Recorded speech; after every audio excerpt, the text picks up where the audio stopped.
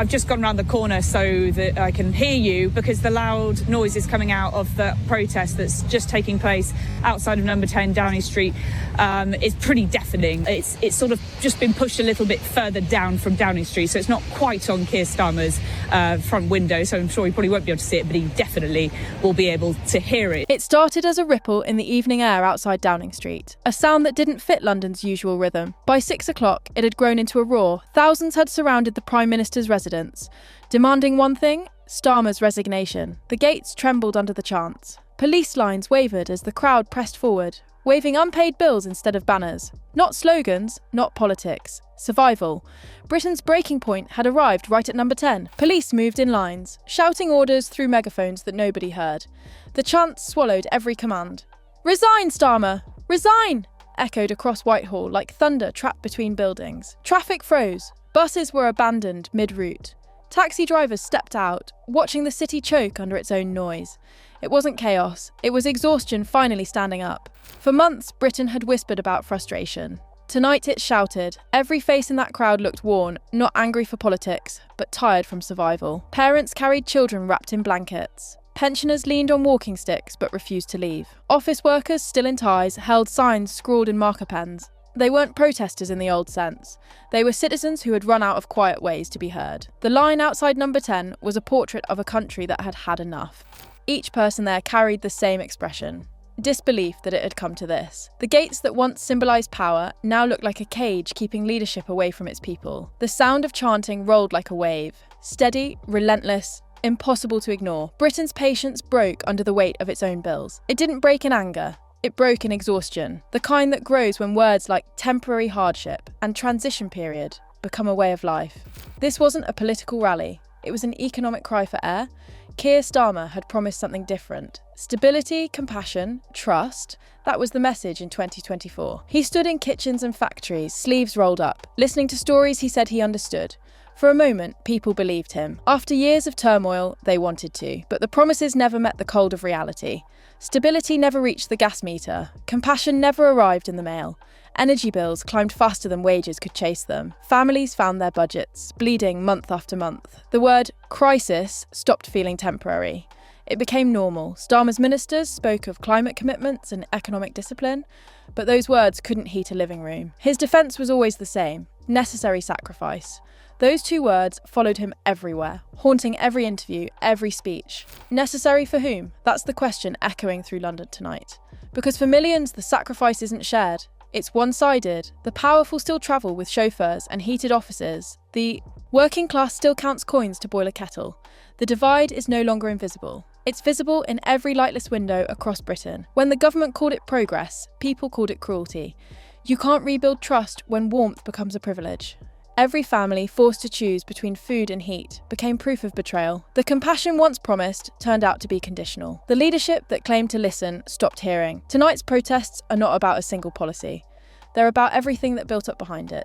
Every ignored warning, every unpaid bill, every quiet humiliation. Britain didn't erupt overnight. It reached a limit. That's what breaks governments. Not rage, but realisation. The understanding that the people at the top are living in a different country entirely. You can see it in the faces leading this march. Nurses are still in their scrubs, leaving shifts that never end. Pensioners who worked 4 decades now are standing in the cold because their heating costs more than their pension. Small business owners who locked their doors for the last time this month. They came not as activists, but as survivors of a policy experiment gone wrong. For 2 years, they were told the pain was temporary. Those better days were just ahead. But rent didn't wait. Bills didn't wait. Reality didn't wait. Now neither do they. The crowd stretches down Whitehall like a living timeline of every broken promise. The message is clear and brutal: enough. The chants don't stop. The energy doesn't fade. There are no microphones, no leaders giving speeches, only voices, thousands of them, blending into one collective demand. It isn't about party politics anymore. It's about fairness, about life becoming unaffordable while government debates remain theoretical. Behind those iron gates, officials watch from windows, blinds half drawn. They know what this means. Crowds this size don't gather by accident. They gather when people have nothing left to lose. Britain's streets are not foreign to protest. But this one feels different. There's no celebration, no music, no slogans about hope, only the raw sound of struggle. Downing Street tonight feels less like a seat of power and more like a courtroom, and the verdict is being delivered outside. Ordinary citizens are the jury, and their message is final. The leadership has failed its test of empathy. Words can't fix that, statements can't calm that. This isn't a demand for reform, it's a demand for survival. The banners say it better than any speech. We can't pay. We can't live like this. We believed you. Each phrase cuts deeper than statistics. Each sign tells the story of promises traded for policies that no longer protect anyone. The buses can't pass. The police can't clear the streets. The noise can't be ignored. What's unfolding isn't a moment, it's a reckoning. When leadership becomes deaf to its citizens, the citizens find a way to speak louder. That's what London looks like tonight. A capital city, awake, angry, and united not by ideology, but by survival. Britain has reached a point that no government spreadsheet can explain. A mother skipping her own meal so her children can eat doesn't need policy language. A pensioner sitting in the dark doesn't need another speech. They need light, they need warmth, they need honesty. And until that arrives, they'll keep standing outside those gates, voices echoing through the city. The police can count heads, but they can't count the heartbreak behind them. Starmer's government might hold power on paper, but tonight, power belongs to the streets. The crowd doesn't want negotiations. It wants acknowledgement. The night Downing Street broke wasn't just about energy bills. It was about every lie that came wrapped in reassurance. Every sacrifice that never ended. Every promise that turned to silence. Britain's patience didn't run out in anger. It ran out in the cold. And in that cold, the people finally found their voice, together, and loud enough for the whole world to hear. Inside number 10, the lights never dimmed. Screens flickered with headlines. Phones rang unanswered, and staff moved like ghosts between rooms. Advisors gathered around tables, whispering forecasts that no longer matched reality. It'll fade, one said. The outrage never lasts. They convinced themselves it was a storm of emotion, not a shift in the nation's heartbeat, but outside that heartbeat was shaking the gates. Every message drafted inside the building read like damage control. The Prime Minister's office prepared statements, each softer than the last. We understand the frustration. We are listening. Words with no substance, written for a press cycle that expired the moment the chants began. To the people in the crowd, those words were currency that no longer held value. Officials called the protesters misinformed. They said social media had exaggerated the crisis. They cited studies, briefings, graphs, anything but the real lives behind the data. In the same breath, ministers spoke about energy efficiency, while heating their own offices to comfort levels ordinary citizens could no longer afford. The divide was visible even in tone, detached, academics, heartless.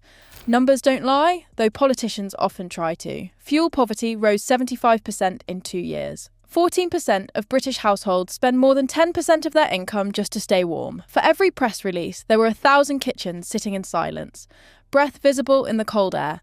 The statistics didn't describe failure, they confirmed it. Even within the ruling party, cracks were spreading.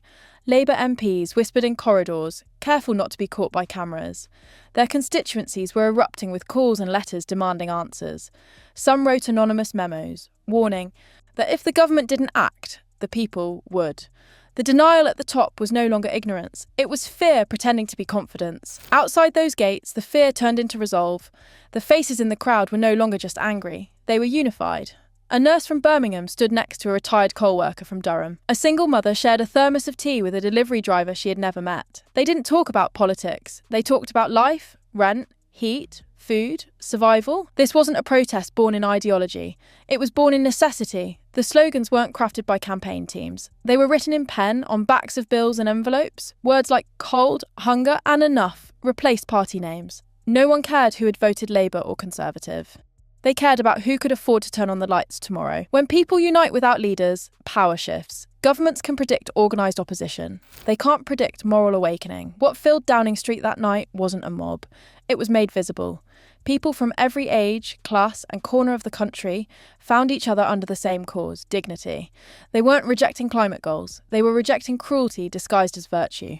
The green transition had become a shield for economic neglect. Ministers called it progress while pensioners froze. Save the planet had become an empty phrase to those who couldn't save their own homes. The cause wasn't wrong, but the cost had been placed on those least able to pay it. You could feel it in the rhythm of the chants. It wasn't just anger, it was clarity. A collective realisation that survival had become a privilege, not a right. The people who lit those candles in the streets weren't radicals. They were ordinary citizens reclaiming the moral centre of the nation. Every generation has its breaking point. This one has arrived wrapped in energy bills and winter coats. The movement that began as protest is now a mirror held up to those in power. It reflects their failures, their distance, their comfort, and as more join, the reflection grows impossible to deny. The night isn't ending, it's only deepening. Each minute, Starmer stays behind those walls. The line between authority and abandonment sharpens. The crowd outside no longer waits for answers. It's writing its own.